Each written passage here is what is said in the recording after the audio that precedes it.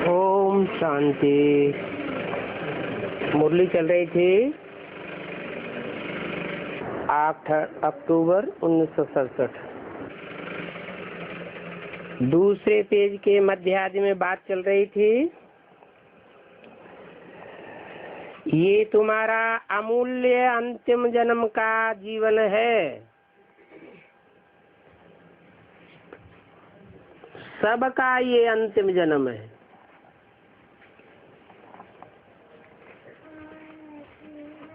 सारी दुनिया का ध्वंस करने के लिए एटम बम बन चुके हैं।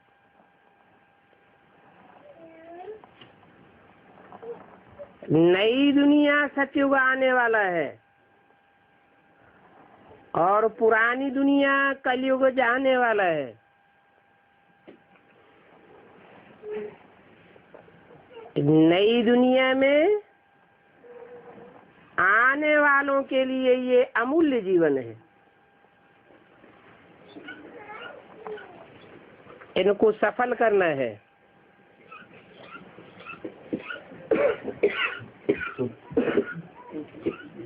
तुम ब्राह्मणों की इज्जत बहुत ऊंची है।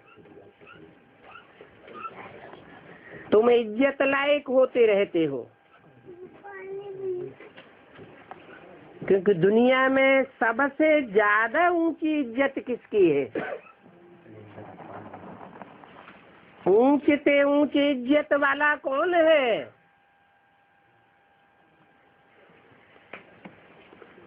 नहीं पता। शिव बाबा। जो ऊंचे से ऊंची इज्जत वाला शिव बाबा है, उसको दुनिया के हर धर्म के लोग इज्जत देते हैं। क्रिश्चियंस गॉड फादर के रूप में, मुसलमान अल्लाह के रूप में। अल्लाह माना ऊंचे से ऊंचा, और हिंदू उसे भगवान कहते हैं। इससे जास्ती ऊंची इज्जत वाला कोई होता नहीं है। और तुम बच्चे ऊंचे से ऊंचे बाप के ऊंचे से ऊंचे बच्चे हो।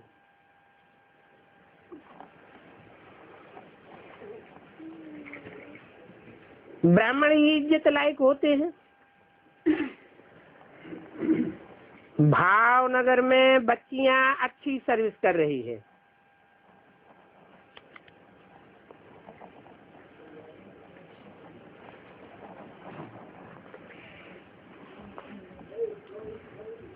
जिनकी भावना अच्छी होती है जरूर अच्छी सर्विस करेंगे।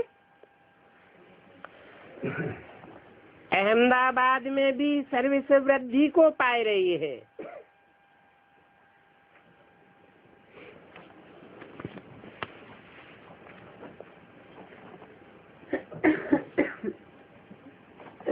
क्योंकि नाम ही है अहमदाबाद।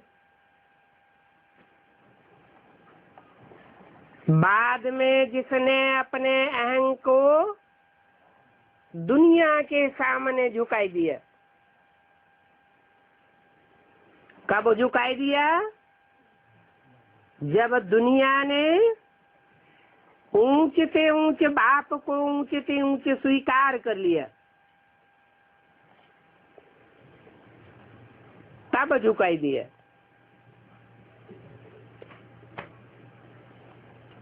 तुम्हारा बड़ा कॉलेज है और बड़े से बड़ा पढ़ाने वाला है। उससे ऊंच पढ़ाई पढ़ाने वाला कोई होता नहीं है। वो पढ़ाने वाले टीचर्स होते हैं, डॉक्टर बनावेंगे, सर्जन बनावेंगे, इंजीनियर बनावेंगे, मिनिस्टर बनावेंगे, कलेक्टर बनावेंगे। और ये ऐसा ऊंचे से ऊंचा टीचर है, सुप्रीम टीचर, जो विश्व का बादशाह बनाता है। फिर जो जितनी पढ़ाई पढ़े, ऐसी पढ़ाई पढ़ाने वाला कभी किसी ने देखा नहीं होगा।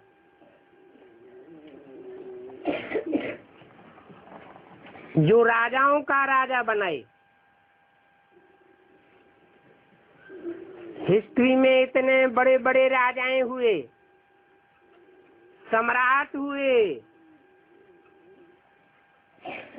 उनको ये कंट्रोलिंग पावर किसने सिखाई?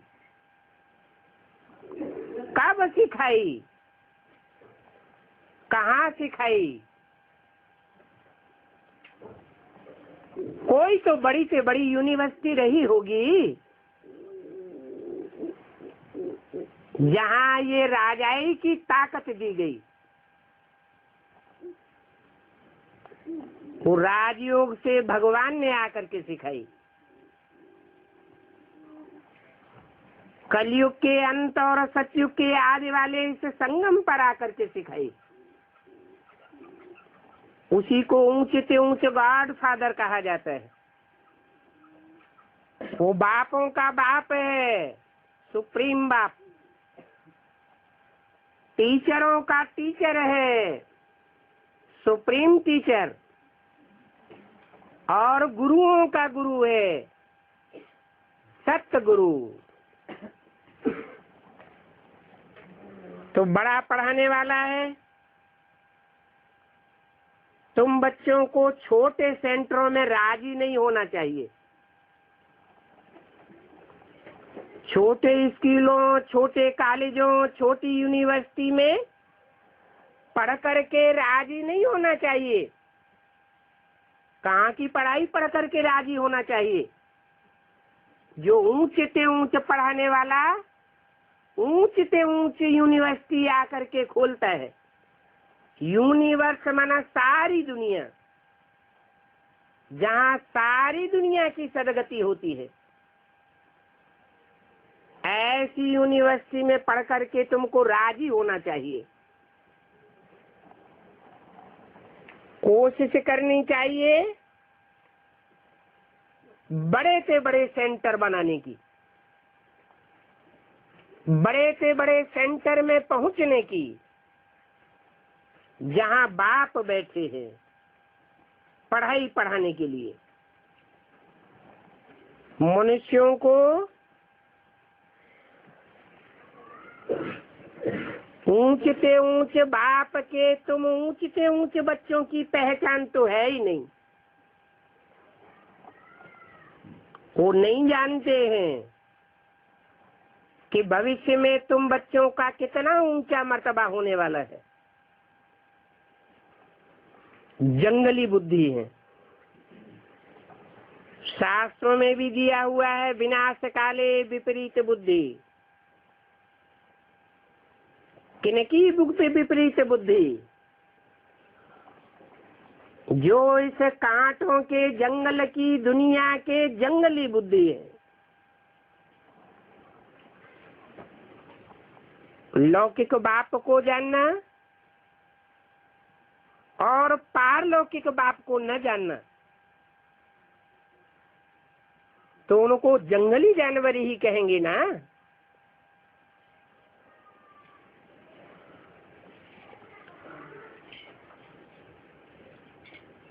यहाँ आते हैं तो महसूस करते हैं कि पहले हम कुछ भी नहीं जानते थे, जंगली जानवर थे। अभी भगवान बाप की पढ़ाई पढ़ करके हम सालिम बुद्धि बनते जाते हैं।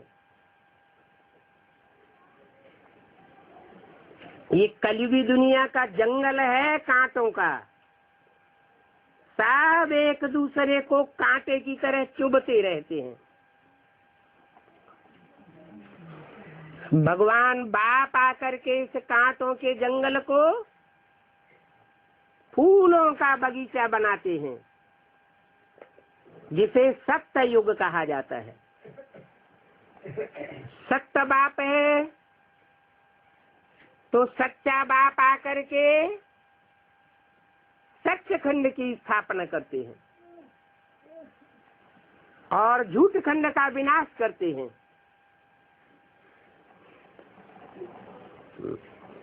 बगीचा तो सतयुग का ही है,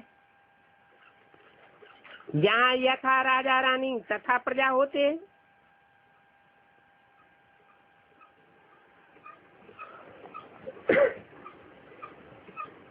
राजा में ये अहंकार नहीं होता कि हम इतनी बड़ी सल्तनत के महाराजा हैं। क्यों? क्योंकि वो इतना आत्माभिमानी होता है कि सारी सल्तनत को अपनी प्रजा अर्थात प्रकट रूप में जिसका जन्म मिलता है बच्चा समझता है। आज की दुनिया के कोई भी ऊंची गद्दी पर बैठने वाले कंट्रोलर शासक अपनी प्रजा को बच्चों के रूप में नहीं देखेंगे। वहां सारी दुनिया एक कुटुंब के माफिक होती है, सारी दुनिया एक परिवार के माफिक होती है। परिवारजन जैसे महाराजा के बच्चे हैं। बच्चा भी कहेगा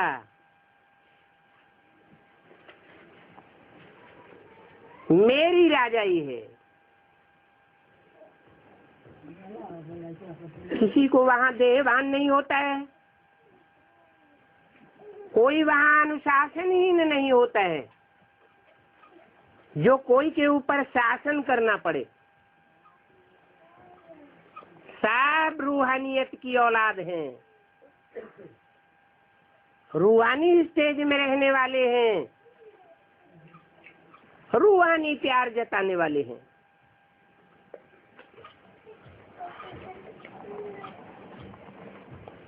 भगवान वाच यहाँ इस दुनिया में तो है सब आसुरी संप्रदाय, दुखदाई कांटों के जंगल में रहने वाले ये बंदरों से भी बदतर हो गए। आजकल तो बंदरों को भी सब कुछ सिखाते हैं। बाप कहते हैं इनकी शिकल मनुष्य जैसी है परंतु इनके कर्तव्य बंदरों जैसे हैं। जैसे बंदर में 5 विकार सब जानवरों से जास्ती होते हैं। काम विकार भी भोगेगा,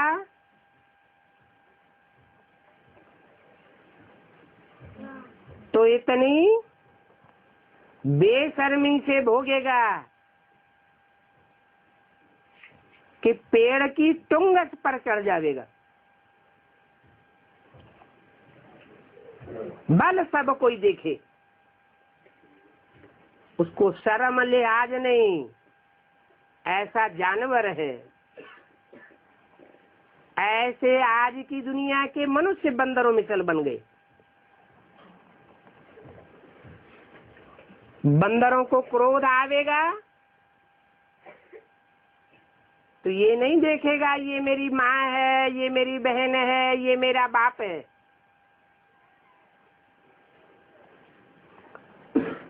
आपस में अपनी जाति को ही चेस के रख देंगे।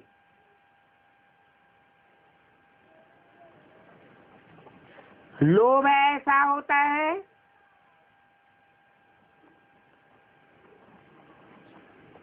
अगर मटकी की अंदरूनी हिस्से में उसे चने दिखाई पड़ जाएं तो हाथ डाल करके मुट्ठी बांध लेगा और मुट्ठी तब तक नहीं खोलेगा जब तक वो मटकी टूट न जाए, भले पकड़ा जाए। इतना लोभी होता है, मोह इतना जास्ती होता है कि बंदरी का बच्चा मरेगा तो तिल तिल करके उसका मांस सड़ सड़ के लटक जावेगा, टूट जावेगा, सूख जावेगा। बच्चे की खाकर को महीने 2 महीने तक भी नहीं छोड़ेगा।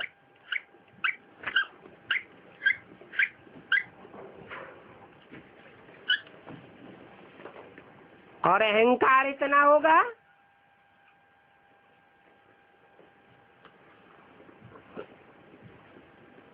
कि 100 गुना वजन वाला हाथी सामने से निकलेगा तो उसको भी गुरु गुरु गुरु करेगा, गुड़क मारेगा। ऐसे आज के मनुष्य बन गए हैं, बंदरों मिसल। रामायण में बात आई है, ऐसे बंदरों की सेना भगवान ने, राम ने ली। रावण को मनुष्य मिले और भगवान को बंदर मिले। अब बंदरों की बात नहीं है, आज के बंदर मिसल मनुष्यों की बात है।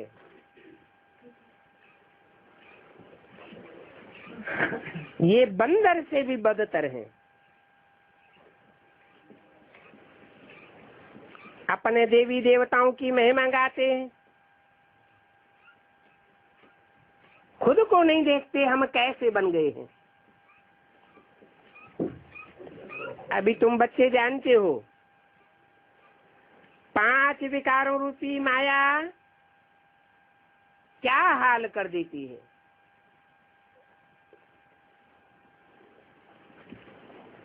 आज देखो घर घर में माताएं विकारों के लिए कितनी मार खाती हैं।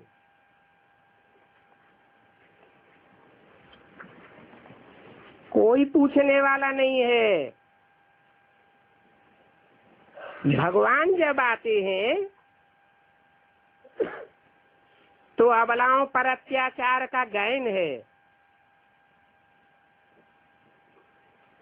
भगवान बाप आकर के बहुत बड़ा ऑर्डिनेंस निकालते हैं। ऑर्डिनेंस है पवित्र बनो, योगी बनो, तो तुम्हारे जन्म जन्मांतर सफल हो जाएंगे। नहीं तो जन्म जन्मांतर असफल हो जाएंगे।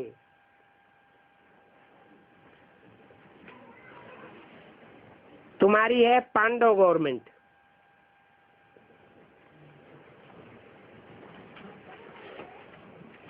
रास्ता बताने वाला पांडा बाप आया हुआ है।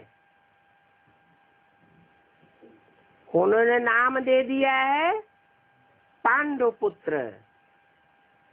किसके पुत्र? पांडु के पुत्र थे। है वास्तव में पंडा ऊंचे से ऊंचा,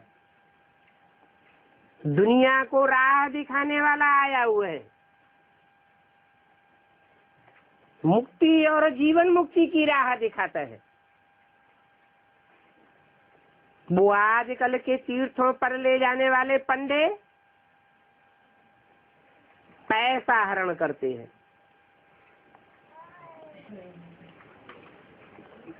तीर अर्थात ठिकाना एक किनारे पर नहीं ले जाते, ठिकाने पर नहीं ले जाते। ये विषय सागर है, विषय वैतरणी नदी है ये दुनिया। इस विषय सागर रूपी दुनिया के उस पार एक किनारे नहीं ले जाते। तीर माना किनारा। वो झूठे पंडे हैं। असली किनारा दिखाने के लिए बाप आया हुआ है। कहते हैं अभी तुम इस पार हो, विषय वैतरणी नदी के मझधार में हो। मैं तुम्हें पार लगाने के लिए आया हुआ हूँ। सतयुग रूपी क्षीर सागर में ले जाऊंगा।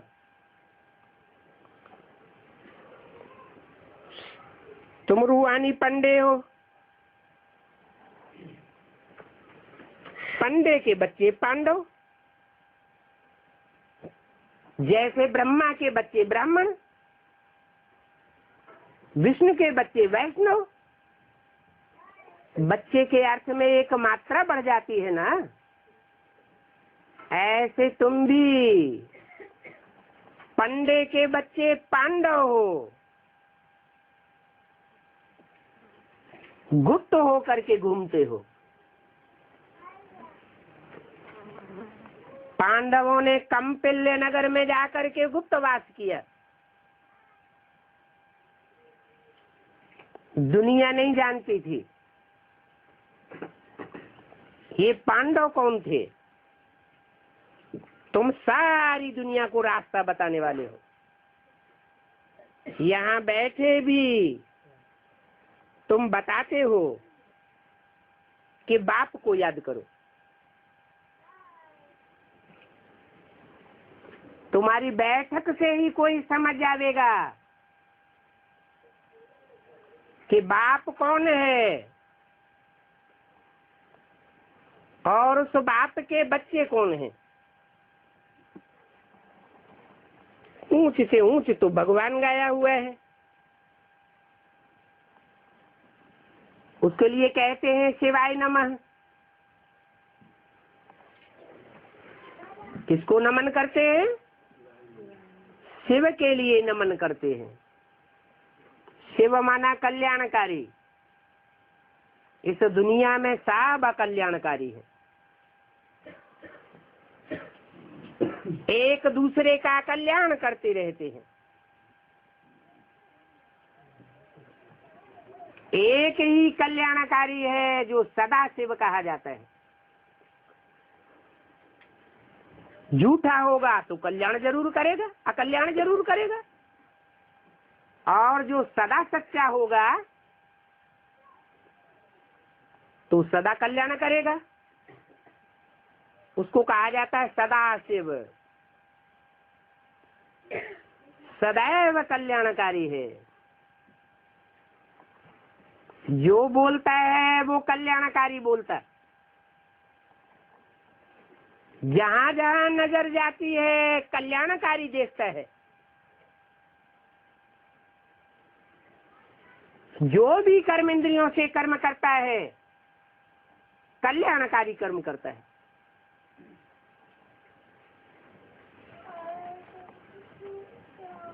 इसलिए उसको सदा शिव कहा जाता है। तो पहले कहेंगे ऊंचते ऊंचे परमात्मा शिवाय नमः। फिर कहेंगे ब्रह्मा विष्णु शंकर देवताय नमः।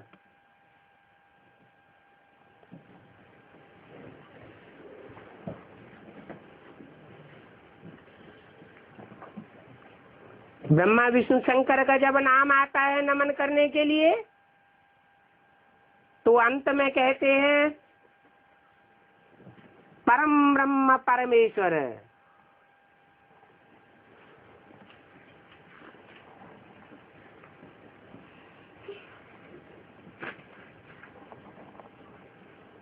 वो ज्ञान का सागर है, सुख का सागर है।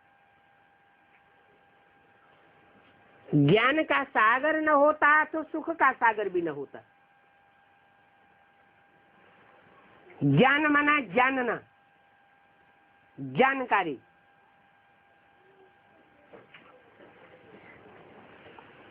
जानकारी काहे की? सच्चाई की जानकारी। दुनिया में सत्य क्या है कोई नहीं जानता। कहते हैं हम सत्संग में जाते हैं, हजारों वर्षों से सत्संग चले आते हैं। सत्संग में जाने से सत्गति होनी चाहिए, फिर दुर्गति में जा रहे हैं या सदगति में जा रहे हैं। राक्षस संप्रदाय बनते जा रहे हैं या देवता बनते जा रहे हैं। सत्संग में जाने से क्या बनना चाहिए? नर से नारायण जैसे बनना चाहिए, नारी से लक्ष्मी जैसा बनना चाहिए। परंतु और ही बड़े से बड़े राक्षस एटम बम बनाने वाले बनते जा रहे हैं। सारी दुनिया का ध्वंस करने के लिए तैयार बैठे हैं। इतने क्रोध में है कि उन्हें ये भी नहीं दिखाई पड़ता कि ऐसा खतरनाक बारूद तैयार करके उसका उपयोग करेंगे तो हम भी खलास हो जाएंगे। बनाते बनाते बना तो लिया, लेकिन उसका उपयोग करने में उनको डर लगता है, कहीं हम भी खलास न हो जाए। लेकिन जो चीजें बनाई है वो उपयोग में तो आवेगी, आज नहीं तो कल उपयोग में आवेगी। परंतु भगवान बाप आया हुआ है, वो नई दुनिया बनाने के लिए आया हुआ है। नई दुनिया का नया संगठन जब तक नहीं तैयार हो जाता है तब तक ये एटम बमों का विस्फोट रुका हुआ है। उस संगठन का नाम है माला, माला रूपी संगठन, जो हर धर्म में माला घुमाई जाती है। वो श्रेष्ठ आत्माओं का संगठन है और मालाएं अनेक प्रकार की हैं। फर्स्ट क्लास माला 8 की,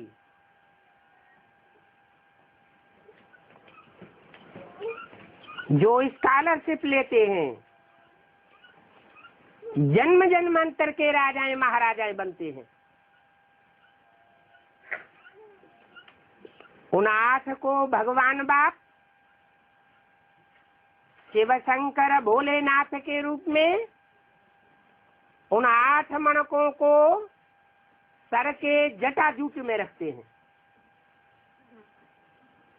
जैसे कोई बाप होता है, कोई बच्चे को बहुत प्यार करता है तो सर के ऊपर बिठा लेता है। कहते भी है इनको तो सर के ऊपर बिठाया हुआ है। अरे बाप का काम बच्चा करेगा, बाप की सेवा करेगा तो बाप को बच्चे के ऊपर प्यार नहीं आवेगा? जरूर आवेगा। एक बच्चा घर में होता है निठल्ला, काम धाम कुछ भी नहीं, और ही परिवारजनों को तंग करता रहता है। एक बच्चा है दुकान संभालता है, जागीर संभालता है, बाप की बहुत सेवा करता है, परिवार की सेवा करता है। तो ऐसे बच्चों को भगवान बाप भी बहुत मान देते हैं, बहुत प्यार देते हैं। हर धर्म में वो 8 विशेष आत्माएं गाई हुई हैं। मुसलमान और क्रिश्चियन लोग उनको 8 फरिश्ते के रूप में मानते हैं। उनके धर्म ग्रंथों में लिखा हुआ है कयामत जब बर्पा होती है तो खुदा के तख्त को 8 फरिश्तों ने उठाया। अपने भारतवर्ष में भी कोई अनुष्ठान करेंगे कथा करेंगे, शादी करेंगे, यज्ञोपवीत करेंगे, तो 8 ग्रह नवग्रह का पूजन जरूर करेंगे। ये 9 विशेष बड़ी बड़ी आत्माएं हैं जो बड़े से बड़ा पुरुषार्थ करने वाली है।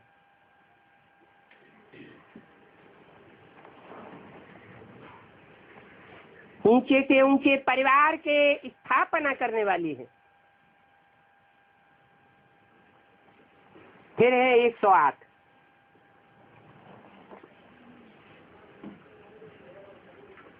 ये है फर्स्ट क्लास माला।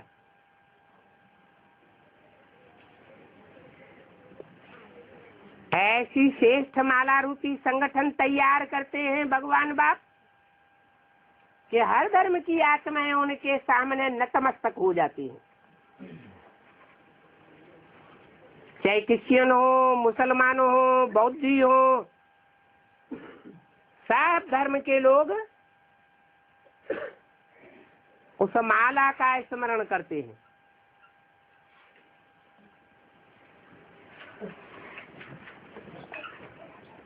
फिर है 1000 श्रेष्ठात्माएं।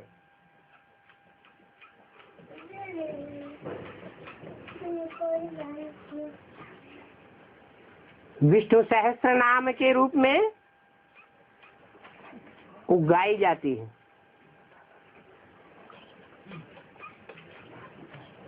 ब्रह्मा सो विष्णु कहा जाता है। ब्रह्मा की 1000 भुजाएं अर्थात सहयोगी के रूप में गाई जाती है, जिन्होंने तन से सहयोग दिया भरपूर और भरपूर धन से सहयोग दिया।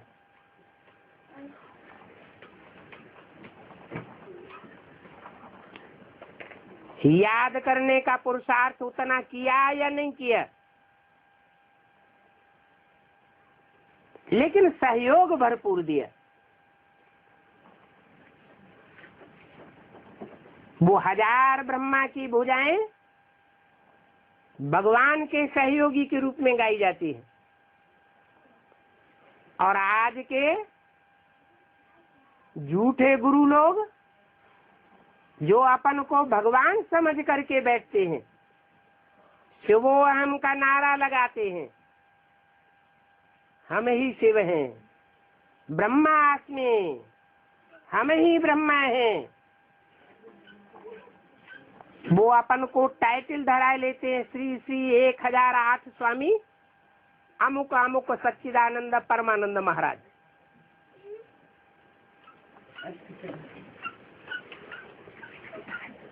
फिर और भी एक माला है 3rd नंबर की, जो है उन ब्राह्मणों की माला जो गोप गोपियों के रूप में गाए हुए हैं। 16,108 गोप गोपियां, जिन्होंने पांडव बन करके गुप्त पुरुषार्थ किया था।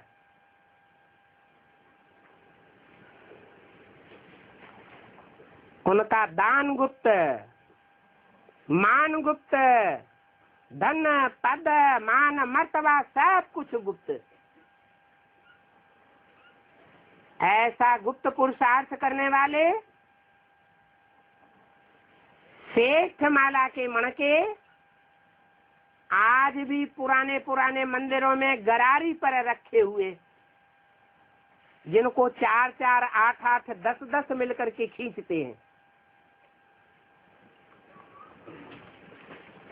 खींचने का मतलब क्या हुआ? अंत में ऐसी स्थिति आवेगी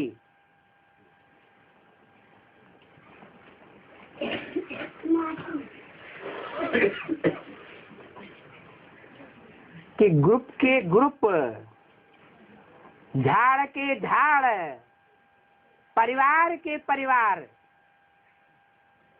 इस ज्ञान में खींचे चले आवेंगे पूरे परिवार कन्वर्ट हो जाएंगे। देहधारी गुरुओं को छोड़ देंगे,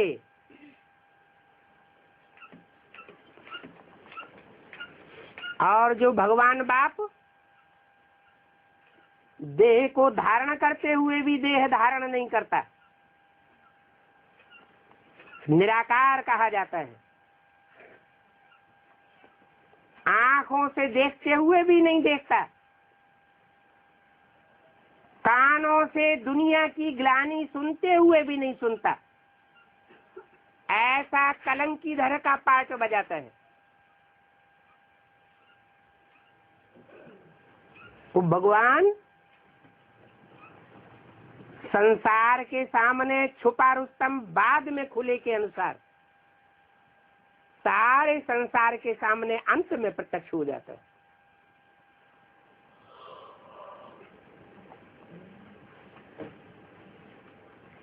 तो बोला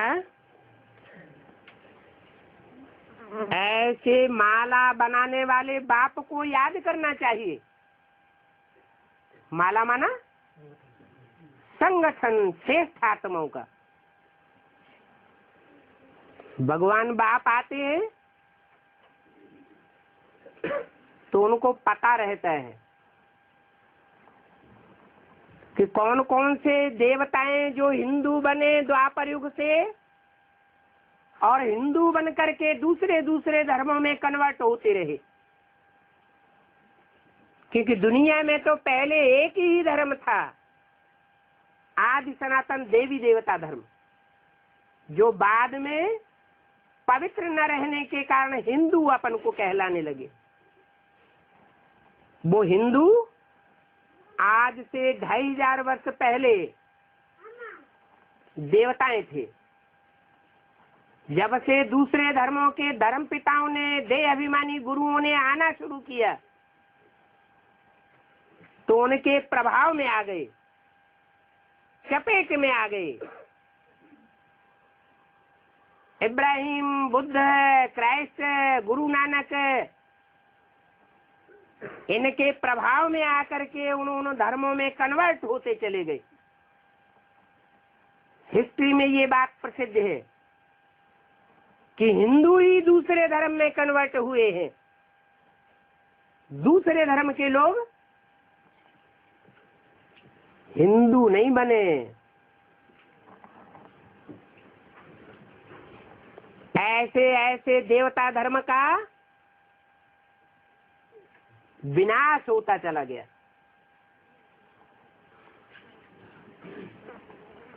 सारे हिंदुस्तानी दूसरे दूसरे धर्मों के प्रभाव में आकर दूसरे धर्म में कन्वर्ट होते चले गए, और धर्मों की जनसंख्या बढ़ती चली गई और हिंदुओं की जनसंख्या कम होती चली गई, कमजोर पड़ गए।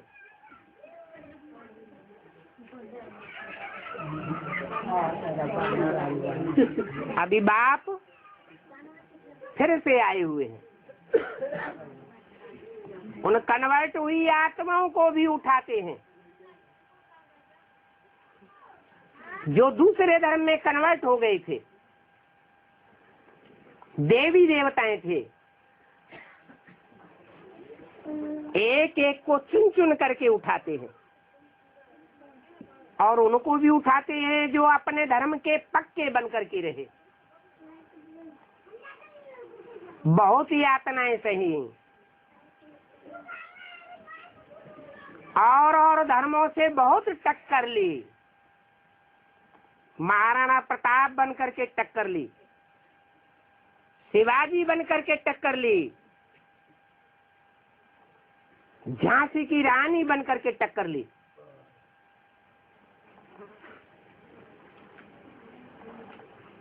बल अस्त व्यस्त हो गए, परंतु हार नहीं मानी। परंतु माया ऐसी है कि आखिरी में सांप को धूल चटाई देती है। ये माया रूपी रावण है, जो 10 धर्मों का रूप धारण करके आज संसार में बैठा हुआ है।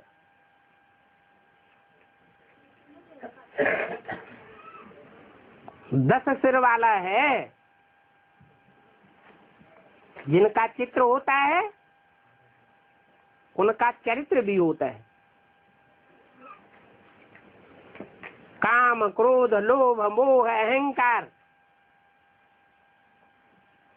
5 पुरुष के विकार और 5 स्त्री के विकार, दोनों ही मिलकर के ये रावण का रूप बनता है।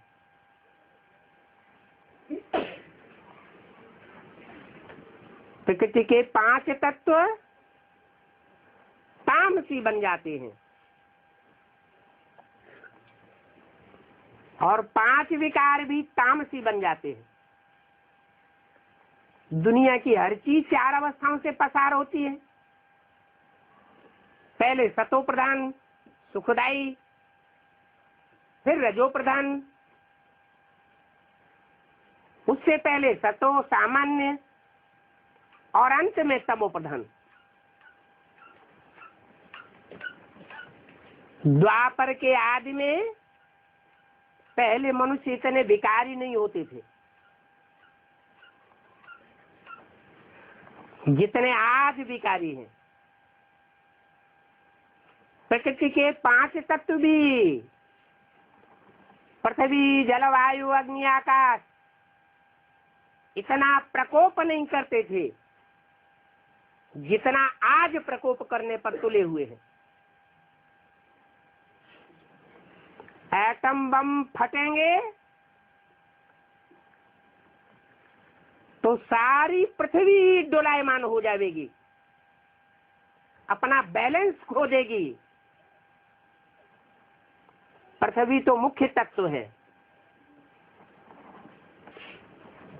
तो मुख्य तत्व जब डोलायमान होगा तो जलवायु, अग्नि, आकाश ये भी विकराल रूप धारण करेंगे। आज की दुनिया के मनुष्यों ने जो पाम्प एंड शो फैलाया हुआ है, पिछले 100 वर्ष के अंदर 100 मार की बिल्डिंगें बनाते चले जाते हैं। समझते हैं यही स्वर्ग है। ये ताश के पत्तों की तरह बिल्डिंगें टूटेंगी। दुनिया की बड़े से बड़ी जनरेशन का विनाश भूकंप से होगा।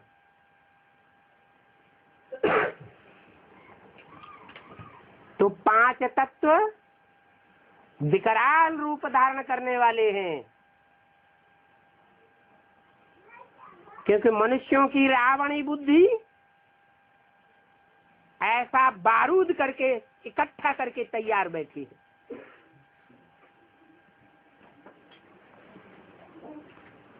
भगवान बाप आते हैं तो श्रेष्ठ श्रेष्ठ मनुष्य आत्माओं को हर धर्म से चुनते हैं और चुन चुन करके उनको ब्राह्मण बनाते हैं। ब्रह्मा के मुख में प्रवेश करके।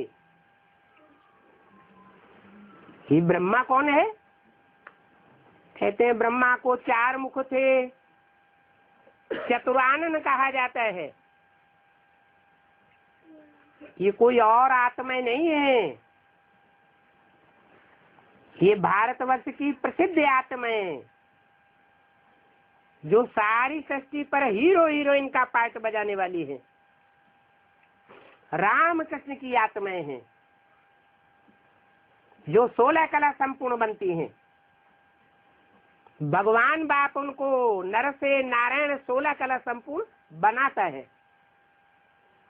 गीता ज्ञान देकर।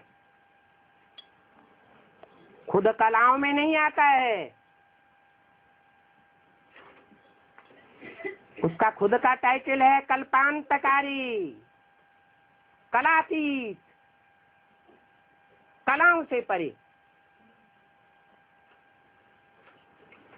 कलातीत कल्याण कल्पांतकारी।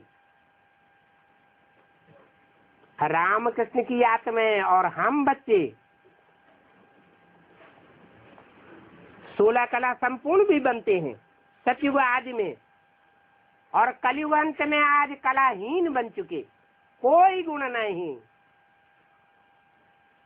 अभी भगवान बाप सर्वगुण संपन्न बनाते हैं तो मालाएं तैयार हो रही हैं।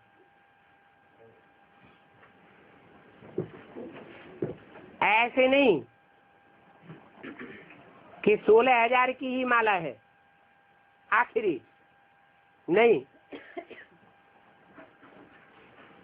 रुद्र यज्ञ जब रचते थे भक्ति मार्ग में तो लाख सालिग्राम बनाते थे।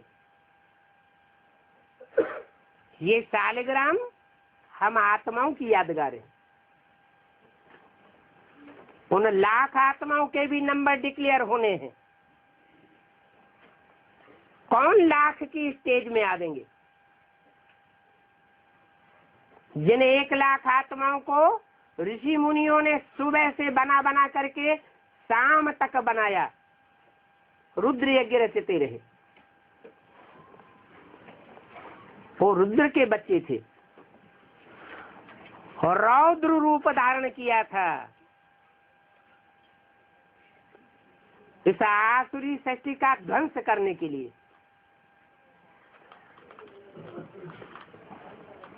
फिर उनमें भी कोई कोई यज्ञ रचते थे तो 2 लाख 3 लाख भी बनाते थे।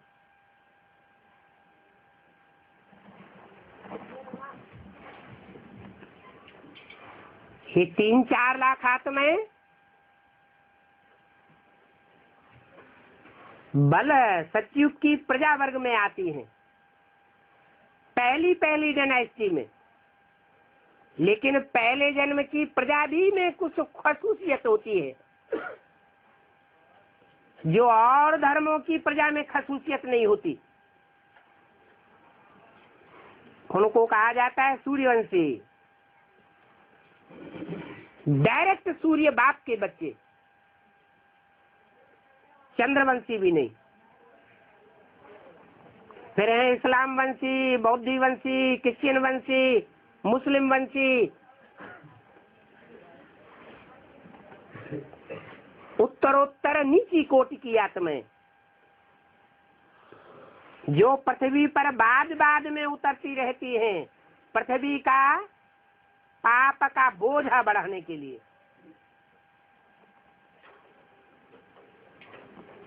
अभी सब आत्माओं को बाप का एक ही संदेश है,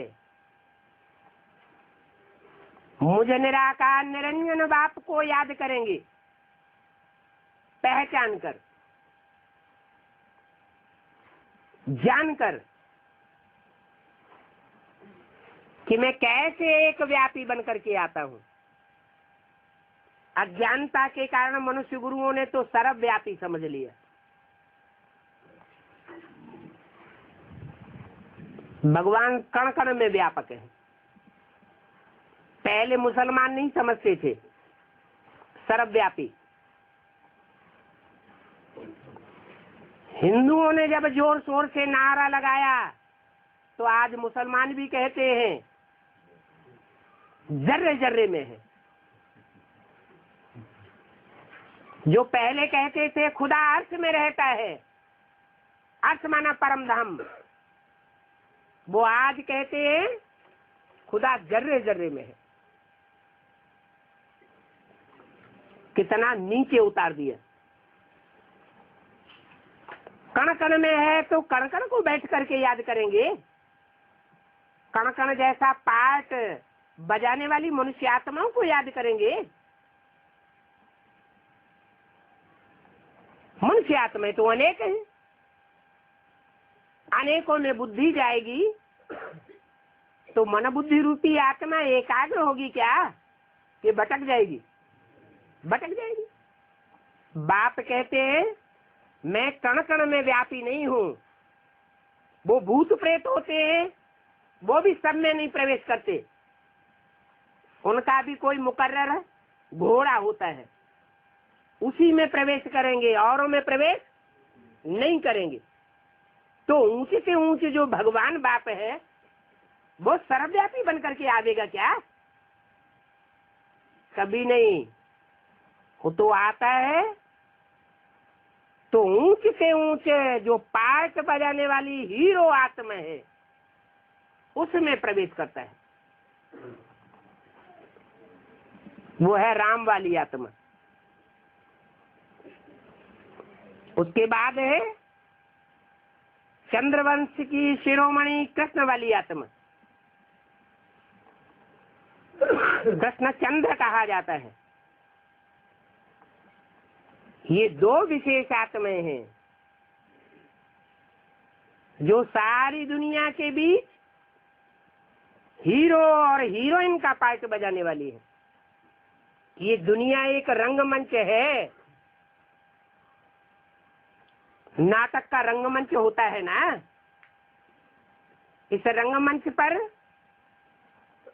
हमें स्टार रूपी आत्माएं, ज्योति बिंदु रूपी आत्माएं, जिसकी यादगार में भ्रिकुटी के मध्य में बिंदी लगाते हैं, टीका लगाते हैं,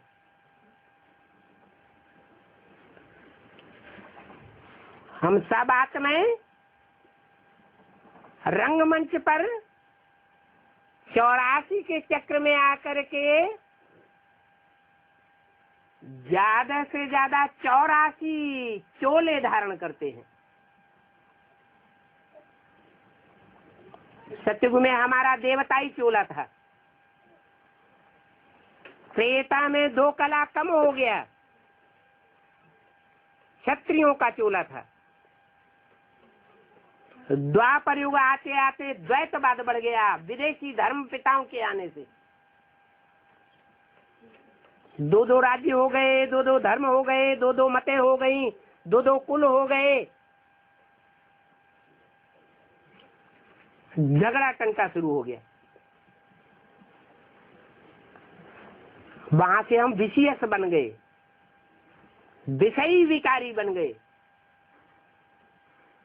देवताएं विषयी विकारी नहीं होते थे, वो शेष इंद्रियों से प्यार करते थे। शेष इंद्रियों से प्यार करने से संतान पैदा होती थी। उन देवताओं को श्रेष्ठाचारी कहा जाता है। आज के मनुष्यों को भ्रष्टाचारी कहा जाता है, क्योंकि भ्रष्ट इंद्रियों से आचरण करके दूसरों को दुख दे करके संतान पैदा करते हैं। जिस संतान की पैदाइश ही दुख से होती हो तो उसका आदि और मध्य और अंत कैसा होगा? दुखदाई होगा। तो आज हर मनुष्य एक दूसरे के लिए दुख देने वाला है। भगवान बाप आकर के ऐसी भ्रष्टाचारी संतान को पलट करके, भ्रष्टाचारी मनुष्य आत्माओं को पलट करके श्रेष्ठाचारी देवता बना रहे हैं। फुल श्रेष्ठाचारी जो बनते हैं वो है 9 लाख सितारे।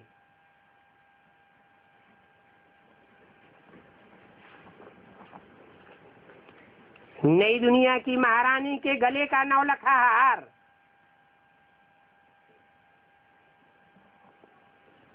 इतना प्रसिद्ध है। बहुत श्रेष्ठ आत्माएं हैं वो 9 लाख आत्माएं। उनमें 4.5 लाख हैं नई दुनिया में जन्म लेने वाले बच्चों के रूप में, जो थोड़ी कम पुरुषार्थी होंगी, चंद्रवंशी। और 4.5 लाख हैं जन्म देने वाले, जो राम जैसे सूर्यवंशी पार्ट बजाने वाली आत्माएं। सारी दुनिया उनका परिवार है। किसी के प्रति उनका ईर्ष्या द्वेष नहीं रहेगा जब पढ़ाई पूरी होगी। कोई उनके नजरों में छोटा और बड़ा नहीं होगा। कोई कैसा भी गिरा हुआ पतित से पतित मनुष्य हो, दुखदाई आत्मा ही क्यों न हो, उसके प्रति भी रहम का भाव होगा। उनको कहेंगे विश्व कल्याणकारी बाप के विश्व कल्याणकारी बच्चे। वो विश्व कल्याणकारी बच्चे अभी संसार में प्रत्यक्ष होने वाले हैं 9 लाख सितारों के रूप में। वो आसमान के सितारे जड़ हैं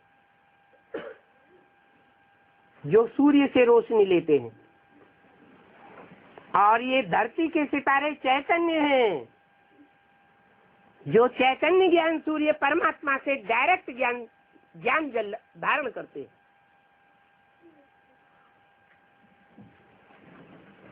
ये 9 लाख आत्माएं अगले 30 वर्षों के अंदर जो भयंकर विनाश लीला होने वाली है, उत्तरोत्तर विकराल रूप धारण करने वाली है, उस विनाश के टाइम पर भी डरने वाले नहीं होंगे। 9 लाख सितारों के रूप में चमकने वाले होंगे। उनमें 4.5 लाख शरीरधारी होंगे और 4.5 लाख प्रवेश करने वाले होंगे। जैसे कोई भूत प्रेत किसी में प्रवेश कर जाता है। इन 9 लाख सितारों का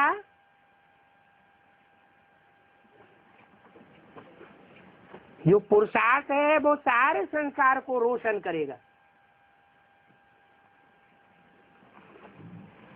दुनिया में एक ही धंधा रह जाएगा, ज्ञान का लेना और ज्ञान का देना। सृष्टि की शुरुआत होती है ब्रह्मा से। ब्रह्मा के मुख से ब्राह्मण निकले। कोई मशीन नहीं रखी थी ब्रह्मा के मुख में जो ब्राह्मण निकलने लगे। तो परमात्मा बाप जिस ब्रह्मा के तन में प्रवेश करता है, ज्ञान सुनाता है मुख से, उस मुख के ज्ञान को धारण करने वालों को और दूसरों को धारण करने वालों कराने वालों को ब्राह्मण कहा जाता है। इसलिए शास्त्रों में लिखा हुआ है ब्रह्मा के मुख से ब्राह्मण निकले। पंडित आचार्यों ने उसका स्थूल अर्थ उठा लिया। अभी बाप आकर के शास्त्रों का सच्चा अर्थ बताते हैं, सच्ची बात बताते हैं। तो ऐसी ऊंचे से ऊंची पढ़ाई धारण करनी चाहिए, टाइम वेस्ट नहीं करना चाहिए।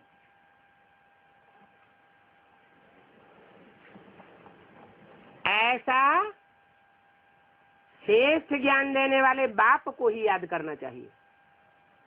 पहले तो पहचानना है कि सृष्टि पर वो गीता ज्ञान दाता परमपिता परमात्मा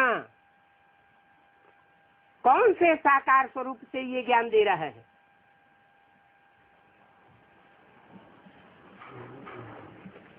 भक्ति मार्ग में उसको महादेव के रूप में गायन है। देवदेव महादेव 33 करोड़ देवताओं का गायन है, लेकिन उन 33 करोड़ देवताओं में सबसे ऊंचे से ऊंचे देवता का पार्ट बजाने वाला महादेव कहा जाता है। एक ही ऐसा देवता है जिसका नाम शिव के साथ जोड़ा जाता है। उसके अलावा कोई दूसरा देवता हो तो नाम बताओ। शिव शंकर भोलेनाथ कहेंगे, शिव विष्णु नहीं कहेंगे, शिव ब्रह्मा नहीं कहेंगे, शिव जगदम्बा नहीं कहेंगे, शिव महाकाली नहीं कहेंगे, शिव लक्ष्मी नहीं कहेंगे। क्या कहेंगे? शिव शंकर भोलेनाथ। अलग अलग आत्माएं हैं। शिव है निरंजन निराकार परम ब्रह्म परमेश्वर। कहते हैं ब्रह्मा देवताय नमः, विष्णु देवताय नमः, शंकर देवताय नमः। वो है परम ब्रह्म परमेश्वर, जो कभी जन्म मरण के चक्र में नहीं आता। वो हम बिंदु बिंदु आत्माओं का बाप ज्योति बिंदु है। उस बिंदु का बड़ा आकार बना करके शिवलिंग के रूप में मंदिरों में पूजा होती है। पूजा पवित्रता के पार्ट की होती है। जो रूप शिव के मंदिर में दिखाया गया है वो ये साबित करता है कि मनुष्य जब ऐसा कर्म इंद्रिय से पार्ट बजाते हैं तो निस्तेज हो जाते हैं, शक्ति क्षीण हो जाती है। आसुरी शक्ति का आसुरी बच्चा पैदा करने लग पड़ते हैं, बिच्छू चिंडन पैदा करते हैं। और वो कर्म इंद्रियों से ऐसा पार्ट बजाने के बावजूद भी अमोघ वीर्य कहा जाता है, कभी निस्तेज होने वाला नहीं। इसलिए उसकी इंद्रिय पूजी जाती है। कौन सी इंद्रिय, क्या नाम दिया हुआ है? शिवलिंग। और इंद्रिय नहीं पूजी जाती है। ये बात साबित होती है कि शिवलिंग में कान नहीं दिखाए जाते, नाक नहीं दिखाई जाती।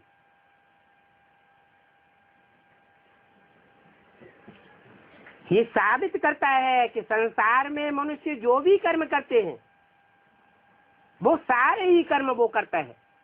साधारण तन में आता है तो साधारण कर्म ही करेगा।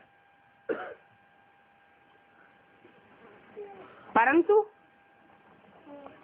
आज के मूढ़मती लोग मनुष्य मूढ़ बुद्धि होने के कारण उस साधारण तन में आए हुए भगवान को नहीं पहचान पाते,